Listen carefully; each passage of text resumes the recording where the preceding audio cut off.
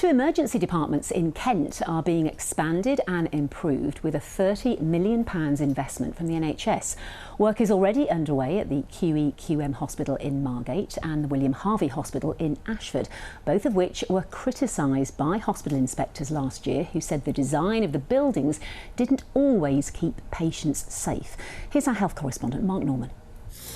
Two building sites at two of our busiest accident and emergency departments, both part of a multi-million pound investment and improvement in A&E. One at the QEQM hospital in Margate and this project at the William Harvey hospital in Ashford. It's like ambulance foyer where all ambulances will come here. The plan is that we'll have a receptionist and triage streaming nurse here who is going to be able to actually to assess the patient straight away and then to make the clinical decision where they will go. So this is your first time in here? Yes. What do you think? It's amazing. I'm just comparing what we have at the moment versus what we're going to have eventually. The answer is more space, including large resus bays with new entrances and improved waiting and treatment areas. And COVID has played a part in the way these buildings have been designed. So what we've learned from COVID is that traditionally, all cubicles were designed as one open space cubicle divided with curtains. So now we're going to have side rooms in every literally bed space. Not to be outdone, millions are also being spent to expand and modernise the emergency department in Margate. So this is what will become the urgent treatment centre. Patients who walk in here, who need to be seen first, this is where that's going to happen. This bit will become paediatrics, and if I cross over the central line here, this becomes what they call majors for some of the sickest patients coming into A&E. It'll be much better for privacy and dignity. There's a lot more isolation rooms. The paediatric area is expanding.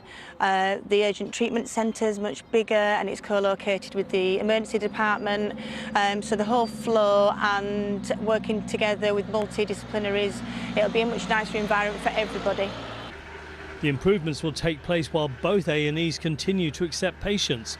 The first stages of the work will be completed later this year. Well, Mark has joined me, as you can see. So very clear then, Mark, that the NHS is still battling COVID while it's trying to contend with everyday challenges. Yeah, COVID top of the list, of course, with those high number of cases. It's really beginning to have an impact on staff sickness, in particular individual teams within hospitals, which can make a lot of people sick all at the same time, can be very disruptive. Staff are exhausted, of course. Waiting lists, the other big issue, huge waiting lists they're trying to get through.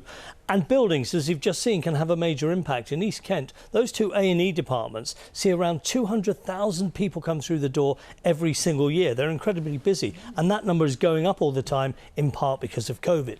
But if you make buildings better, it's better patient care, it's better for staff, and that helps recruit and retain staff, which consequently improves patient care. So it's a spiral up rather than a spiral down. But yes, a whole range of things, and one of the things that struck me is the complexity of running hospitals these days. There is so much going on, it's incredibly difficult to do on top of COVID. Absolutely. OK, thank you, Mark.